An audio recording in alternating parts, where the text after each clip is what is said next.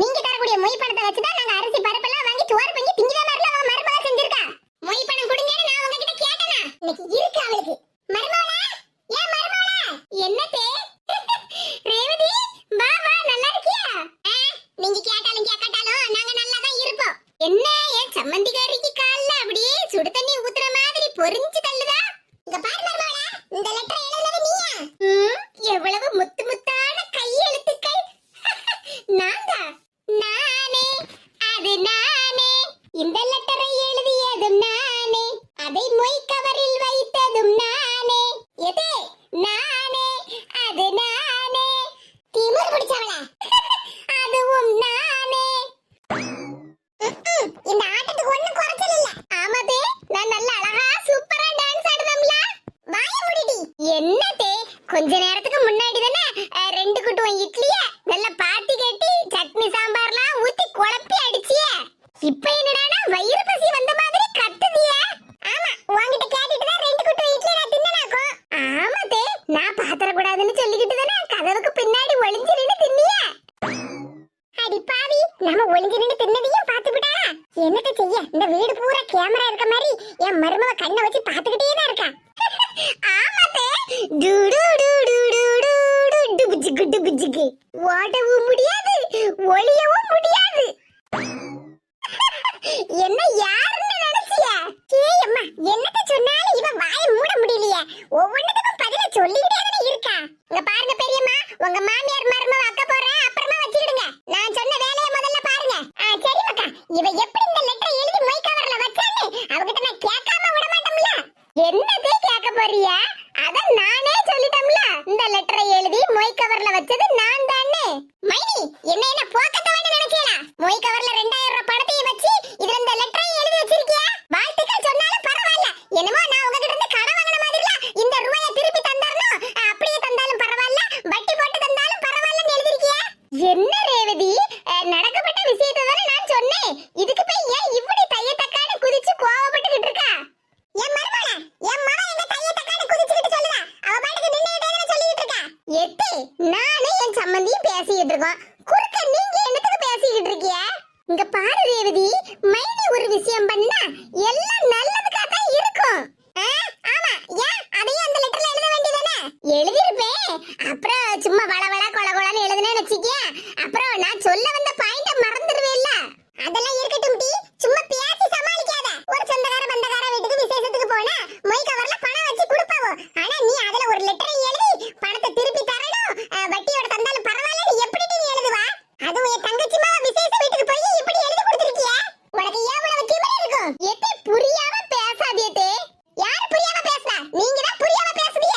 நாங்க என்னமோ பணம் இல்லாம கஷ்டப்பட்ட மாதிரியும் நீங்க எங்களுக்கு அந்த நேரத்துல கொடுத்து உதவன மாதிரியும் எழுதி இருக்கீங்க. சும்மா இப்படி மாமியாரும் சம்மந்தியாரியும் என்னையே குத்தம் சொல்லிட்டு இருக்காதீங்க. அதான் ஏற்கனவே நான் சொன்னோம்ல, எல்லாம் நல்லதுக்கு தானே.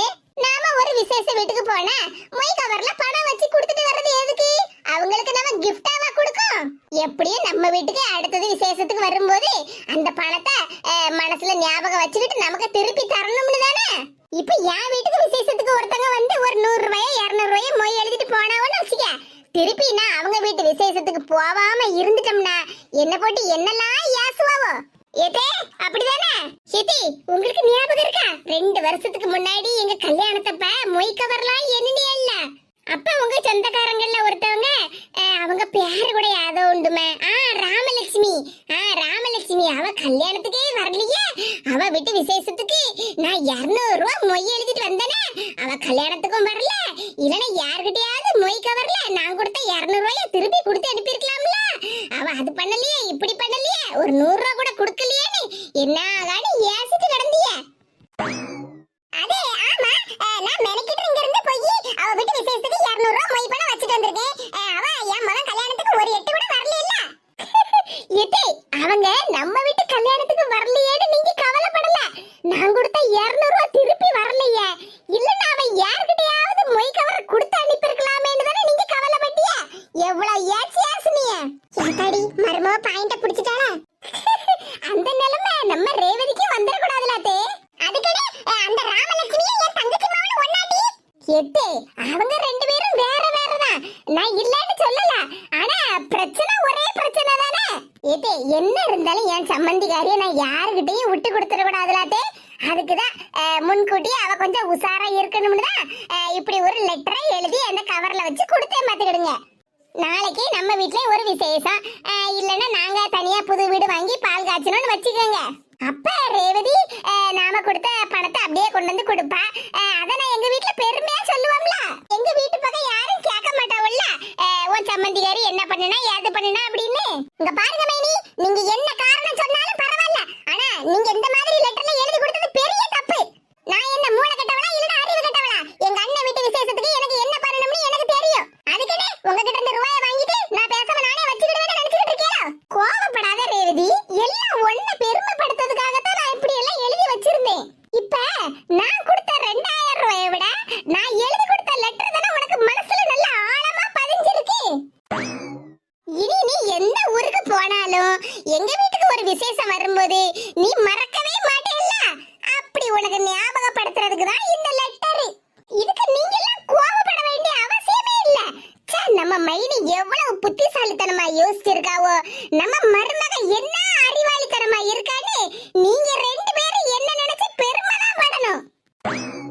இங்க பாருங்க பெரியம்மா, நீங்க 2 பேரும் எப்படியோ எனக்கு தெரியாது, ஆனா இந்த 2000 ரூபாய் பணத்துக்காக ஒண்ணும் நான் உங்களை பால் காட்சிக்கு கூப்பிடல. அத ஞாபகம் வச்சுடுங்க. யார் ரேவதி கூட 1000 ரூபாய் கிடைக்கும்னு நீ எதிர்பார்த்தியோ?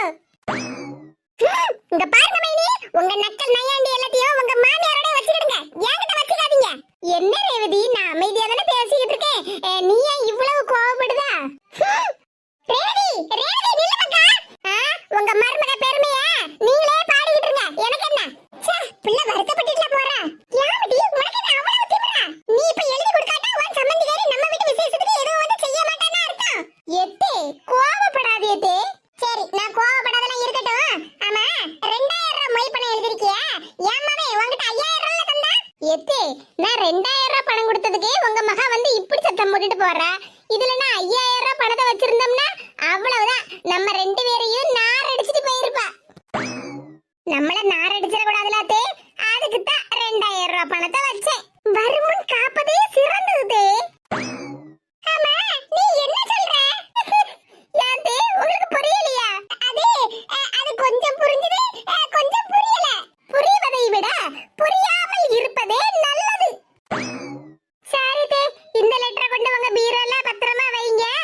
வாங்க, நம்ம 2 பேரும் தீபாவளிக்கு கடையில போய் துணி எடுக்க போவோம். தீபாவளிக்கு துணி எடுக்கவா? ஆமாத்தே, தீபாவளிக்கு துணி எல்லாம் எடுக்க வேண்டாமா? எத்தே, உங்க மகன் கொடுத்த 5000 ரூபாய்ல மீதி 3000 ரூபாய் இருக்குல்ல, அதுல நமக்கு தீபாவளிக்கு ட்ரெஸ்ஸுக்கு மேட்சா ஹேர் கிளிப்பு, அப்புறம் வளையல், ஹேர் பேண்ட் எல்லாம் வாங்கலாம். வாங்க போவோம். அப்படியே சொல்லுங்க மருமகளே. ஆமாத்தே, வாங்க போவோம். ஒருவேளை என் மருமக எல்லா விஷயத்துலயும் நியாயமா தான் நடக்காளோ? ஆமா, அதான் என் மருமக நல்லா தெரிஞ்சுட்டாளா, அவளுக்கு அநியாயம்னா என்னன்னே தெரியாத. சரி, மருமக கூட போய் தீபாவளிக்கு நல்ல துணிமணியா பார்த்து எடுத்துட்டு வருவோம். எத்தனை வருஷம் கழிச்சு என் தங்கச்சி கையால சாப்பிட்டுருக்கேன். எங்க அம்மா கைப்பக்கம் என் தங்கச்சி மரகதம் கையில அப்படியே இருக்கு. என்னமோ இந்த மனுஷனுக்கு இத்தனை வருஷமா நான் சோறு படாத மாதிரியும் இன்னைக்குதான் தங்கச்சி வீட்டுல வந்து சோத்த பார்த்த மாதிரியும் பேசிட்டு இருக்காரு. இப்படி தங்கச்சி மார பத்தி எல்லாம் பெருமையா பேசக்கூடாதுன்னுதான் அதையும் இதையும் சொல்லி இவ்வளவு நாளா அண்ணனையும் அக்கா தங்கச்சி மாரையும் பிரிச்சு வச்சிருந்தேன். இன்னைக்கு எனக்கு நேரம் சரியில்லாதனால நிலைமையே தலைகீழா மாறிட்டு மனுஷன் வீட்டுக்குள்ள வந்த உடனே தங்கச்சி புராணத்தை பாட ஆரம்பிச்சுட்டாரா. சரி, மனுஷன் இப்ப கொஞ்சம் சந்தோஷமா பேசுறாரு, நம்ம வேலையை காட்டிட வேண்டியதான். ஆமாங்க, நீங்க சொன்னது 100க்கு 100 உண்மை. அத்தை கைப்பக்குவம் அப்படியே மரகதத்துக்கிட்ட இருக்கு பத்தியலாங்க. என்ன அளவோல குழம்பு கூட்டெல்லாம் வச்சிருந்தா என்ன ருசியா இருந்து பத்தியலா. பரவாயில்லையே விஜயா, மரகதத்தை பத்தி நீயும் நல்ல பெருமையா பேச ஆரம்பிச்சிட்டியா? ஆமாங்க, உண்மையை சொல்றதுல என்ன தப்பு இருக்கு? அதுவும் என் சம்மந்திகாரி நல்ல ருசியா சமையல் பண்ணிருக்கா, அத அப்பனா பெருமையா சொல்லிதானே ஆவணும். பரவாயில்லையே, விஜயாவுக்கு நான் கொடுத்த 2 அறையில சரியாயிட்டாளா? சரி, எப்படியோ இவ்வளவு நாளா எங்க குடும்பத்துல ஒரே பிரச்சனையா இருந்துச்சு. இனிமேலாவது என் தங்கச்சிமார்களை பத்தி இவ புரிஞ்சுக்கிட்டா எனக்கு அதுவே சந்தோஷம்தான். விஜயா, ராணியும் நல்லா சமையல் பண்ணுவா பத்துக்க. அப்படியேங்க, பரவாயில்லையே. அப்ப ராணியும் ஒரு நாள் சமையல் பண்ண சொல்லி சாப்பிட்டா போச்சு. சரி விஜயா. ஏங்க, உங்ககிட்ட ஒண்ணு சொல்லணும் பாத்துங்க. என்ன விஜயா, என்ன விஷயம் சொல்லு. ஏங்க, அது வந்து நம்ம வீட்டு பத்திரத்தை நீங்க மரகதத்திட்ட கொடுத்தீங்கல்ல? ஆமா விஜயா, அது அவங்க 2 பேருக்கும் சேர வேண்டியதுல, அதான் அவங்க கையில கொடுத்துட்டேன். அது சரிதாங்க, நான் தப்புன்னு சொல்லலையே. என்ன இருந்தாலும் நாம ரெண்டு பேரும் அவங்கள விட வயசுல மூத்தவங்க. அவங்க எப்படியும் சின்ன பிள்ளைங்க தானே.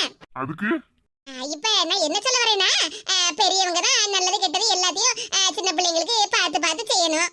ஆமா. அதுக்கு இல்லங்க, இவ்வளவு நாளா நம்ம வீட்டு பத்திரத்தை நம்ம வீட்டுல நம்ம பத்திரமா வச்சிருந்தோம்லங்க. உங்க தங்கச்சி ரெண்டு பேரும் கொஞ்சம் சின்ன பிள்ளைங்க பத்தியால கொஞ்சம் விளையாட்டுத்தனமா இருப்பாவோ. நான் கொஞ்சம் வயசுல பெரியவள்ளங்க. நான் பொறுப்பா நடந்துக்கிடுவேன். அந்த பத்திரத்தை என்கிட்ட வாங்கி தாங்குங்க. என் சம்பந்தி மார்களுக்கு நல்லது கெட்டதுன்னு நான் தானே செய்யணும் பொறுப்பா நின்னு. ஓஹோ, சோழியாங்குடுமி சும்மா ஆடாத. என்னங்க இப்படி சொல்லுவீங்க? அதுக்கு இல்ல விஜயா, நீ இவ்வளவு பொறுப்பா மாறுவேன்னு நான் நினைச்சு கூட பார்க்கல பத்துக்க. ஆமாங்க, வயசுல பெரியவளா இருந்து நான் பொறுப்பா நடந்தாதானே என்ன பார்த்து அவங்களும் நடந்துக்கிடுவாங்க. ஆமா விஜயா, அது சரிதான். எப்பாடா மனுஷன் ஒண்ணும் சொல்லல. பத்திரத்தை இப்ப தங்கச்சிமார் கையில இருந்து வாங்கி என் கையில தந்துருவாரு. அத நாம வீட்டுக்கு நேரம் எடுத்துட்டு போய் ஒரு நல்ல நாளா பார்த்து அந்த வீட்டை எப்படியாவது என் பேர்ல மாத்தி எழுதி வாங்கிடணும். தங்கச்சி மார்களுக்கு கொடுக்க போறாராம்ல. தங்கச்சி மார்களுக்கு புதுசா அப்படியே தங்கச்சி மார்களுக்கு மேல பாசத்தல கொட்டுதாரு. மரகதா, தங்கராணி. பரவாயில்ல, நம்ம சொன்ன உடனே நம்ம புருஷன் சரின்னு சொல்லிட்டாரா. தங்கச்சி மார்களை கூப்பிடுதாரு. எங்க அப்படியே உங்க தங்கச்சி கிட்ட பத்திரத்தை எடுத்துட்டு வர சொல்லுங்க. நம்ம வாங்கிட்டு வீட்டுக்கு கிளம்பலாம்ல. இரு விஜயா, அவங்க ரெண்டு பேரும் வரட்டும். சரிங்க சரிங்க. ஏன் நாத்தனார்களா, உங்க கதை நாரி போகுது பாருங்க டி. அந்த பத்திரத்தை என் பேர்ல எப்படி உங்க அண்ணன் கிட்ட இருந்து எழுதி வாங்குதுன்னு மட்டும் பாருங்க. என்ன கூட்டியானே? ஆமா மரகதம், ரொம்ப நாளைக்கு அப்புறமா உன் கையில சாப்பிட்டது அப்படியே அம்மா கையில சாப்பிட்ட மாதிரி இருந்தது பத்துக்க. ஆமா மரகதம், உங்க அண்ணன் கிட்ட நானும் அதத்தான் சொல்லிட்டு இருந்தேன் பத்துக்க. அத்தை கையால சாப்பிட்ட மாதிரியே இருக்குங்கன்னு உன்னை பத்தி எவ்வளவு பெருமையா சொல்லிட்டு இருந்தேன் தெரியுமா? ஏங்க சொல்லுங்க உங்க தங்கச்சி கிட்ட. ஆமா மரகதம், உன் மைனியும் அப்படிதான் சொல்லிட்டு இருந்தா பத்துக்க. அப்படியே மைனி? ஆமா மரகதம், சாப்பாடு நல்ல ருசியா இருந்துச்சு. நீங்க பேசிட்டே இருக்கீங்க, அந்த பத்திரத்தை எடுத்துட்டு வர சொல்லுங்க. சொல்லுது மரகதம். தங்கராணி, நாளைக்கு நல்ல நாளா இருக்கு பத்துக்க. அதனால நீங்க ரெண்டு பேரும் நாளைக்கு காலையிலேயே நேரா ரெஜிஸ்டர் ஆபீஸ்க்கு வந்துருங்க. என்ன ஏங்க பத்திரத்தை எடுத்துட்டு வர சொன்னா நீங்க நாளைக்கு உள்ள கதையை பத்தி பேசிட்டு இருக்கீங்க. கொஞ்சம் பொறு விஜயா. என்ன எதுக்குனே நாளைக்கு காலையில ரெஜிஸ்டர் ஆபீஸ்க்கு வர சொல்லுத? ராணி, நம்ம அம்மா அப்பா இருந்த வீட்டை உங்க ரெண்டு பேருக்கும் நான் எழுதி தரேன்னு சொல்லியிருந்தோம்ல. நான் கையெழுத்து போட்டு கொடுத்துட்டேன். நீங்க ரெண்டு பேரும் கையெழுத்து போட்டு நம்ம ரெஜிஸ்டர் பண்ணிக்கணும்ல. அதுக்குதான் நாளைக்கு உங்களை வர சொல்லுதேன் பத்துக்க.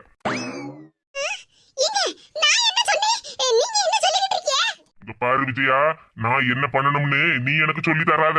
இவ்வளவு நாளா உன் பேச்ச கேட்டு நான் ஏமாந்து இருந்ததே போதும். இனி எந்த பத்திரம் எங்க பத்திரமா இருக்கும்னு எனக்கு தெரியும். ஓஹோ, அப்படியே ரொம்ப பொறுப்பா இருக்க மாதிரி பேசிட்டு இருக்க. என் தங்கச்சிக்கு நல்லது கெட்டது எல்லாத்தையும் நானே பாத்துக்கிடுதேன், சரியா? நீ உன் வேலையை மட்டும் பாரு.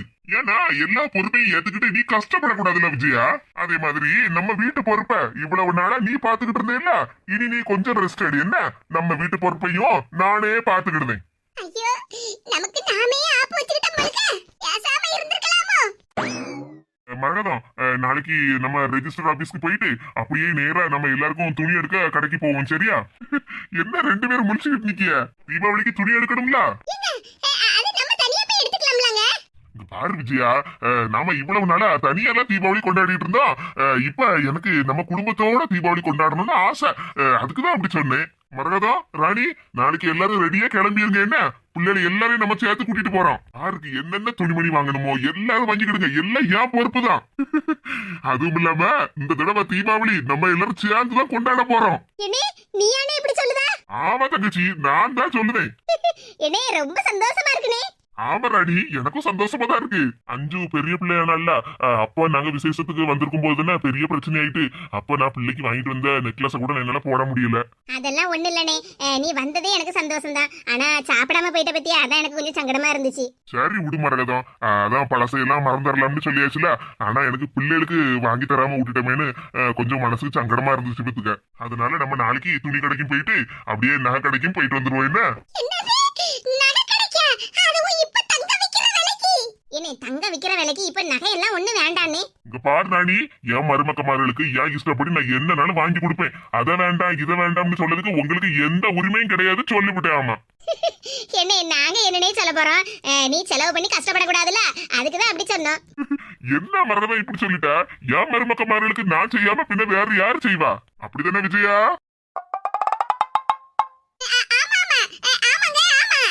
பாத்திய மரகதம், உன் மைனிகாரி எவ்வளவு பொறுப்பா சொல்லுதான்னு. இந்த மனுஷன் நம்மள வச்சு காமெடி எதுவும் பண்ணலையே. வெறிச்ச மாதிரி இருக்கு. சரி சீக்கிரமா போயிட்டு வந்துருவோம். எத்தே சோபால தானே இவ்வளவு நேரமா உட்கார்ந்துகிட்டு இருந்தாவோ, அதுக்குள்ள ஆளை காணல.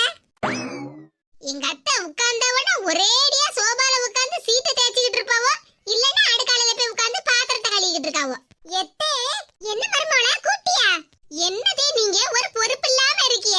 ஏன் மருமகளா இப்படி சொல்லுதா? நான் பொறுப்பா தானே பாத்திரத்தை கழுவிட்டு இருக்கேன். எத்தே பாத்திரத்தை எப்ப வேணாலும் கழுவலாம், ஆனா ஒரு பொறுப்பான விஷயம் இருக்கா இல்லையா? என்ன மருமகளா சொல்லுதா? சும்மா இப்படி மச மசான்னு நின்னுட்டு இருக்காதீங்க எத்தே, சீக்கிரமா கிளம்புங்க. எங்க மருமகளா ரேஷன் கடைக்கா? எத்தே ரேஷன் கடைக்கு இல்ல, துணி கடைக்கு. என்னது துணி கடைக்கா? ஆமாத்தே, தீபாவளிக்கு இன்னும் கொஞ்ச நாள் தான் இருக்கு. நாம போய் புது துணி எல்லாம் எடுத்துட்டு வராண்டமா. நேத்துக்கு பக்கத்து வீட்டு அத்தை நம்ம கிட்ட துணியெல்லாம் கொண்டு வந்து காமிச்சு எவ்வளவு பீத்திட்டு கிடந்தாவோ. ஆமா மருமகளா, என் மகன் எனக்கும் என் மருமகளுக்கும் பட்டு சேலை எடுத்து கொடுத்துருக்கான், அப்புறம் காட்டன் சேலை வாங்கி கொடுத்துருக்கான், என் மருமகளுக்கு சுடிதார் வாங்கி கொடுத்துருக்கான்னு நம்ம கிட்ட வந்து பீத்திட்டு கிடந்தா. ஆமாத்தே, நாமளும் அந்த மாதிரி புது ட்ரெஸ் எல்லாம் வாங்காண்டமா. பொறுப்பா நீங்க தான் இருக்கணும். சரி வயசான காலத்துல மறந்துருப்பிய, அதனாலதான் இந்த வீட்டு மருமகளா குடும்ப குத்து வழக்கா நான் பொறுப்பா இருக்கேன். வாங்கத்தே போவோம், வண்டியிலே போயிட்டு வந்துருவோம்.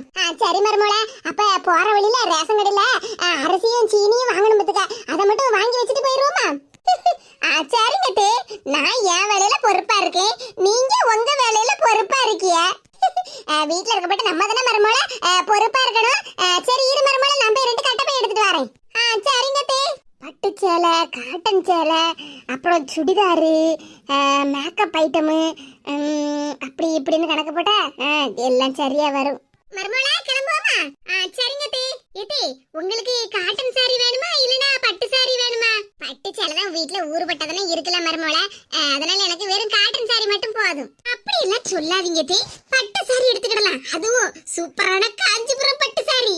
அதெல்லாம் வேண்டாம் மருமகளா, அப்படி எல்லாம் சொல்லாதீங்க தே, நான் உங்களுக்கு எடுத்து தாரேன்னு சொல்லுதம்ல. நீங்க இந்த தீபாவளிக்கு காஞ்சிபுரம் பட்டு சாரி தான் உடுத்துவீங்க, அவ்வளவுதான். பரவாயில்லையா, என் மருமக எனக்கு காஞ்சிபுரம் பட்டு சேலை எடுத்து தாரேன்னு சொல்லுதாளா, எவ்வளவு சந்தோஷமா இருக்கு. உண்மையிலேயே என் மருமக கூறுகட்ட குக்கர்ல இருந்து குடும்ப குத்து விளக்கா மாறிட்டாளா. மருமகளா அப்ப கிளம்புவோமா? சரிங்க தே. காஞ்சிபுரம் பட்டு சாரின்னு சொன்ன உடனே எங்க அத்தைக்கு முகத்துல சந்தோஷ கலை அப்படியே டிஸ்கோ டான்ஸ் ஆடுதே.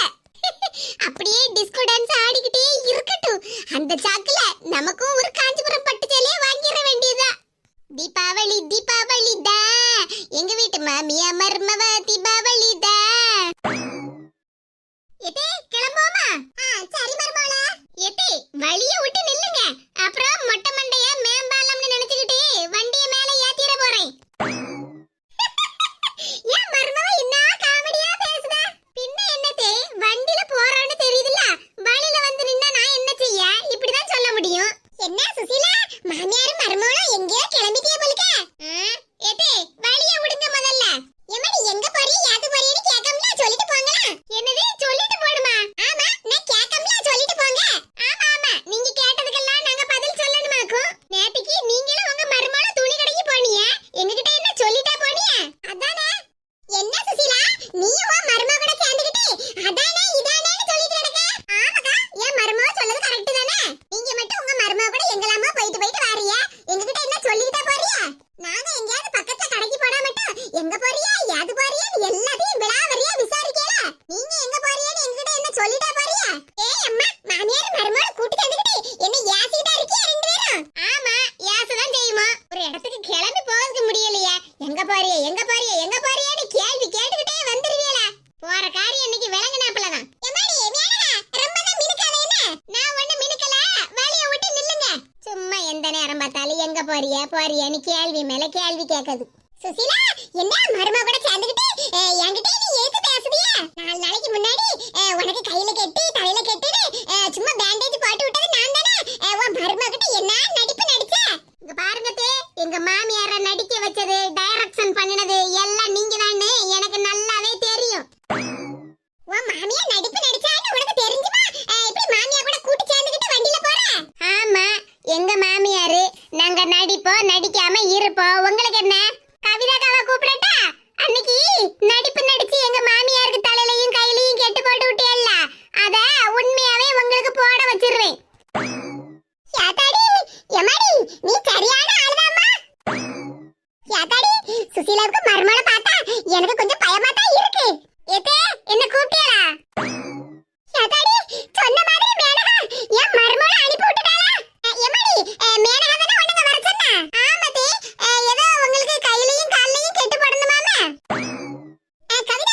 என் மருமகள அதெல்லாம் ஒண்ணு இல்ல. உனக்கு நேத்துக்கு எடுத்த பட்டு சாரிக்கு சட்டை தைக்கணும்னு சொன்னேல்ல, அதுக்கு தான் உன்னை கூப்பிட சொன்ன மத்துக்க. அத வீட்ல என்கிட்ட வந்து சொல்ல வேண்டியதானே, எதுக்கு போற வரவ கிட்ட எல்லாம் சொல்லி அனுப்புதிய? மருமகள நீ கோவத்திலயும் ரொம்ப அழகா இருக்க மத்துக்க. மாமா வீட்டுக்கு போவோம். ஒரு பட்டு சேலையை எடுத்து தந்துகிட்டு தெருல உள்ள எல்லார்கிட்டயும் சொல்லி காட்டுதா ஒய்யா மாமியாரு. சாத்தாடி அம்மா, ஆளாளுக்கு நம்மள பயம் காட்டிட்டேதாம்மா இருக்காவோ. இனிமேல யாருகிட்டயுமே எங்க போறியா ஏது போறியான்னு கேட்கவே கூடாதும்மா. மருமகளா, ஏன் மருமகளா? ஏடி, உங்ககிட்ட இல்லாத பட்டு கலரா பார்த்து எடுங்க என்ன? சரி மருமகளா. என் மருமகளுக்கு என் மேல என்ன பாசம். ஏடி, நம்ம ரேவதியை பத்தி நீங்க என்ன நினைக்கிய? என்ன மருமகளா, ரேவதி தானே என் மவ, நல்ல பிள்ளை. நல்ல பிள்ளைதான் தே, நானும் இல்லன்னு சொல்லல. இருந்தாலும் அவளுக்கு என்னோட வயசு குறை, சின்ன பிள்ளை பத்தியல, அதனால அவளுக்கு சில பொறுப்புகள்லாம் தெரிய மாட்டேங்குது. என்கிட்டயே எப்படி எல்லாம் எடுத்து தெரிஞ்சு பேசுதான்னு பத்தியல மருமகளா. அது நீ அந்த மொய் கவர்ல லெட்டர் எழுதி கொடுத்தேல, அது அவளுக்கு கொஞ்சம் கோவம், அதனாலதான் அப்படி பேசிட்டா. எத்தே, நான் செஞ்சதுல என்னதே தப்பு நீங்களே சொல்லுங்களா. என்ன மருமகளா இப்படி கேட்டுட்ட? எத்தே, நான் இப்ப மனசு திருந்தி நல்ல மருமகளா குடும்ப குத்துவளக்கா இருக்கேன். அதனால எல்லா விஷயத்திலயும் பொறுப்பா நடந்துக்கிடணும்னு இருக்கேன் தே. அந்த பொறுப்பின் வெளிப்பாடுதான் அந்த லெட்டர். எந்த ஒரு சூழ்நிலையிலயும் என் சம்மந்தியாரி ரேவதி அசிங்கப்பட்ட கூடாதுல்ல, அதுக்குதான் அவளுக்கு நான் கொடுத்த பணம் மொய் எல்லாம் ஞாபகத்துல இருக்கணும்ல தே. அந்த ஒரு பொறுப்புணர்ச்சியோட தான் நான் அப்படி பண்ணினேன் பத்திடுங்க. ஆனா அவ சின்ன பிள்ளை பத்தியல, அவ புரியாம பேசுதா. அப்படிதானே தே? ஆமா மருமகளா, நீ நல்லதுதான் பண்ணிருக்க, அவளுக்கு கொஞ்சம் புரியல பத்துக்க. ஆமாத்தே, அதான் நான் முதல்ல சொன்னோம்ல, சின்ன பிள்ளை அவளுக்கு புரியலன்னு. நீங்க தான் எல்லாம் சொல்லி எடுத்து புரிய வைக்கணும். நம்ம மைனிகாரி நல்லவா வல்லவா, நாளும் தெரிஞ்சவா, நல்ல பொறுப்பா நடந்துக்கிடுதா. நீ அவகிட்ட கோவப்படாத, பொறுப்பா நடந்துக்க மக்கான்னு நீங்க தினத்தே சொல்லி எடுத்து கொடுக்கணும். சரி மருமகளா, நீ சொல்லிட்டேல, அவள்கிட்ட நான் இனி நல்லா சொல்லி எடுத்து கொடுக்கேன். ஏன்னா நம்ம வச்ச மொய் பணத்தை மறந்துட கூடாது பத்தியல. ஆமா மருமகளா, நீ சொல்றது எல்லாம் சரிதான். அப்படி சொல்லுங்க தே. எதே, பட்டு சாரி கூட உங்களுக்கு ஆரி வர்க் ப்ளவுஸ் வாங்கி தரேனா? சரி மருமகளா, எனக்கு கிடைச்ச மாதிரி மருமவ யாருக்காவது கிடைக்குமா? என் மருமவ எம்புட்டு பாசமா எனக்கு தீபாவளி துணி எடுக்கிறதுக்கு கூட்டிட்டு போயிட்டு இருக்கா. எனக்கு என் கண்ணே பற்றும் போல இருக்கு. எதே, மாமாவுக்கு வேஷ்டி சட்டை எடுத்துருவோமா? சரி மருமகளா. மருமகளா, எனக்கும் உங்க மாமாவுக்குமே சொல்லிக்கிட்டு இருக்கியே, உனக்கும் என் மவனுக்கும் துணியெல்லாம் எடுக்காண்டமா? எடுக்கணும் தே. முதல்ல உங்களுக்கு எல்லாம் எடுத்துட்டு அதுக்கப்புறமா எங்களுக்கு எடுத்தா போதும் தே. மருமகளா, நீ எப்பவும் போல சுடிதார்லாம் ஒண்ணு எடுக்காத, நல்ல அழகு போல காஞ்சிபுரம் பட்டு சேலையா பார்த்து எடுத்துக்க என்ன? சரிங்க தே, உங்க விருப்பம் என் கடமை. பரவாயில்லையா மருமவ, நான் என்ன சொன்னாலும் சரிங்கத்தே சரிங்கத்தேன்னு என்ன மரியாதையா பேசுதா. ஒரு வார்த்தை கூட என்ன எடுத்தறிஞ்சு பேசலையே. என் மவனுக்கு ஆபீஸ்ல தீபாவளி போனஸ் கிடைச்சிருக்கும், எல்லா பணத்தையும் இவ கையில கொண்டு வந்து கொடுத்திருப்பான்னு நினைக்கேன். ஆமா ஆமா, இவகிட்ட தான் கொடுத்திருப்பான், நம்ம கிட்ட தான் ஒத்த ரூபா கூட அவன் தரலையே. சரி, எவ்வளவு விலை கூடுனாலும் பரவாயில்ல, நம்ம காஞ்சிபுரம் பட்டையே எடுத்துக்கிடலாம். என்னதே, என்கிட்ட எதுவும் பேசாம நீங்க பாட்டுக்கு தனியா ஏதோ புலம்பிக்கிட்டே வரியா? அது ஒண்ணுல மருமவள, என் மருமவ என் மேல எவ்வளவு பாசமா இருக்கான்னு ஒரு நிமிஷம் மனசுல நினைச்சு பார்த்தேன். ஆனந்த கண்ணீரே வருது மருமவள, ஆனந்த கண்ணீரே வருது. எத்தே, ஒரு நல்ல விஷயத்துக்காக நம்ம போயிட்டு இருக்கோம், இப்படி ஆனந்த கண்ணீரெல்லாம் வடிக்காதியத்தே. எப்படி மருமவள, என்கிட்ட எவ்வளவு செலவானாலும் பரவாயில்ல, நீங்க உங்களுக்கு பிடிச்ச மாதிரி பட்டு சேலை எடுங்கத்தேன்னு சொன்ன பத்தியா, அதை நினைச்சுதான் எனக்கு மனசுக்கு ரொம்ப சங்கடமா இருக்கு மருமவள. எனக்காக நீ எவ்வளவு தூரம்னாலும் செலவு பண்றதுக்கு ரெடியா இருக்கீல்ல. இது கவலைப்படாதீய, கண்ணீரையும் வடிக்காதீய. நான் கஷ்டப்பட்டு செலவு பண்ண போறேன்னு நினைச்சதுன்னு இப்படி வருத்தப்பட்டுக்கிட்டு இருக்கியே. ஆமா மருமவள, ஆமா, அதெல்லாம் ஒண்ணு இல்ல தே. நான் கஷ்டப்படக்கூடாதுன்னு நீங்க நினைப்பிய, அது எனக்கு முதல்ல தெரியும் தே. அதனாலதான் வரும்போதே உங்க பீரோல இருந்து 50,000 ரூபாய் கட்ட ஆட்டைய போட்டுட்டு வந்துட்டேன். என்ன சொல்லுதா மருமவள? ஆமா தே, பீரோல தூங்கிட்டு கிடக்கப்பட்ட 50,000 ரூபாய்க்கு நாம உயிர் கொடுக்காண்டமா, அதுக்கு தான் எடுத்துட்டு வந்தேன். நீங்க உங்களுக்கு எவ்வளவு தேவையோ அவ்வளவு ரூபாய்க்கு பட்டு சேலை எடுங்க. என்னதே, 25,000 ரூபாய் உங்களுக்கு, மீதி 25,000 ரூபாய் எனக்கு. நெஞ்சமுண்டு நேர்மை உண்டு ஓடு ராஜா, துணிக்கடை சீக்கிரம் வரும் பாரு ராஜா. அடி பாவி, நான் சேர்த்து வச்சிருந்த பணத்தை எனக்கு தெரியாம பீரோல இந்த ஆட்டையை போட்டுட்டு வந்து எனக்கே நீ துணி எடுத்து தர போறியா? எத்தே, எதுலயும் பொறுப்பா இருக்கணுமா இல்லையா? உங்கள மாதிரி பொறுப்பு இல்லாம பீரோலயே பணத்தை பூட்டி வைக்க கூடாதுல தே.